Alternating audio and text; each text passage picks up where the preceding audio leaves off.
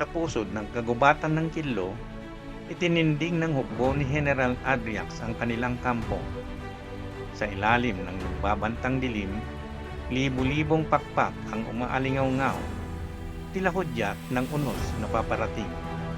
Magdamag silang nanatili, pinapanday ang lakas para sa nalalapit na pagsalakay.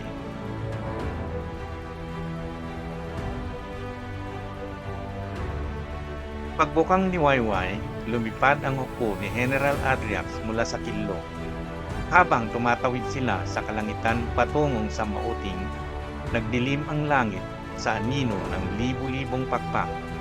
Tahimik ang mundo, tila humihinga, nag-aabang sa kanilang pagdating.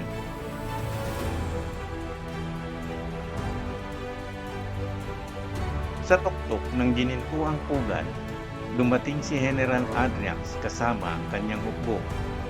Ngunit hindi sila nabigla. Handa na ang mga depensa ng Samauting.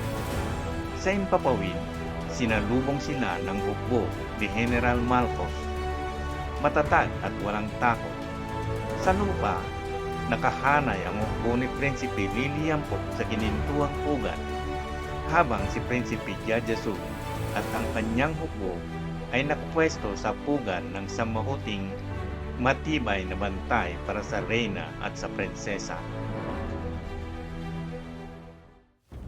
Sa gitna ng labanan, itinaas ni General Adriax ang kanyang sibat at sumigaw.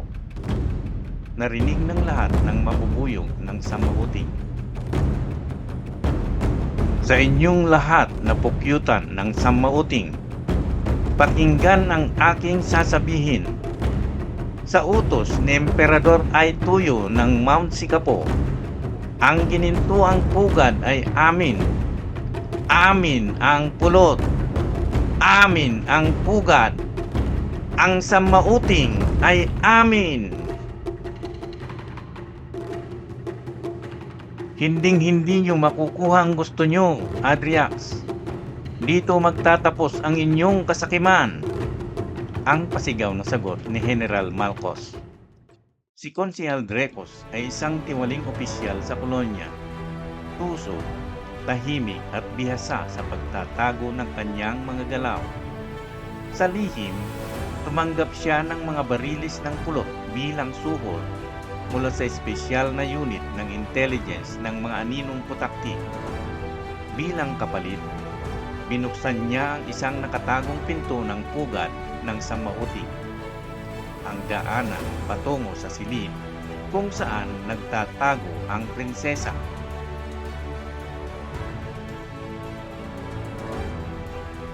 Sa pulot at sa pinto, magkakaroon ako ng kapangyarihan. Kahit ang reyna ay hindi ako mapipigilan, bulong ni Konsehal Drecos.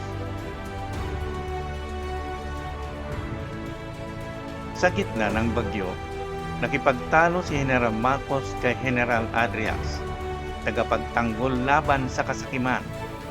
Samantala, si Prinsipe Liliamput at ang kanyang mga kawal ay nakipaglaban ng gusto sa mga tarangkahan ng ginintuang pugad. Dito magtatapos ang iyong kasakiman, Adriax, ang sigaw ni General Malcos. Amin ang pugad, sagot ni General Adriax. Ang bawat pagtama ng kidlat ay nagpapahayag ng pagdukot kay Prinsesa Lilianaput ng Special Intelligence Unit ng mga aninong putakti, habang ipinagtatanggol ni Prinsipe Jajasu ang pugad ng Samauting kasama ang reyna.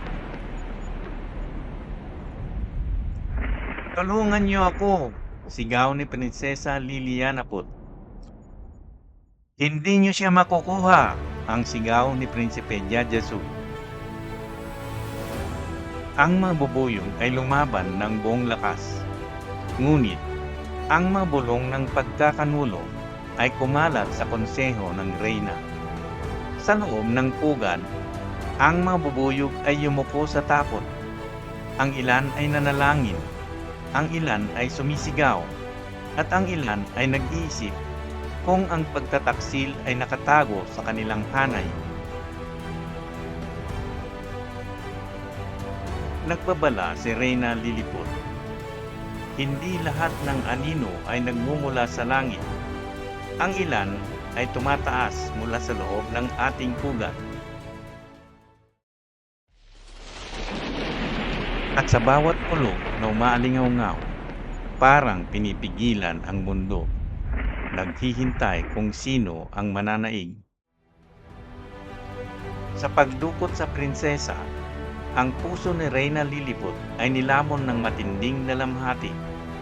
Ngunit sa likod ng kanyang mga luha, nananatili ang panata. Ipagtanggol ang pugad ng samauting at ang ginintuang pugad hanggang sa huling patak ng pulot.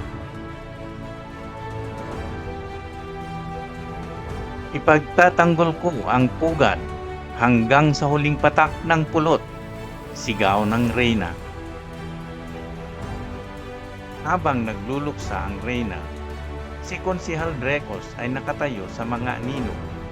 Ibinubulong ang kanyang kasakiman at sa kanyang ngiti, nagsimula ang isang mas madilim na kabanata ng samauting. Sa pulot pukyutan at sa pintuan, magkakaroon ako ng kapangyarihan. Kahit ang Reyna ay hindi ako mapipigilan. Habang nagluluksa ang ginintuang pugad at ang pugad ng samauting, isang bulong ang umalingaw-ngaw sa dilim. Hindi pa ito ang katapusan. Ang tunay na bagyo ay darating pa. At mula sa malayo, isang bagong anino ang gumalaw sa mga ulap.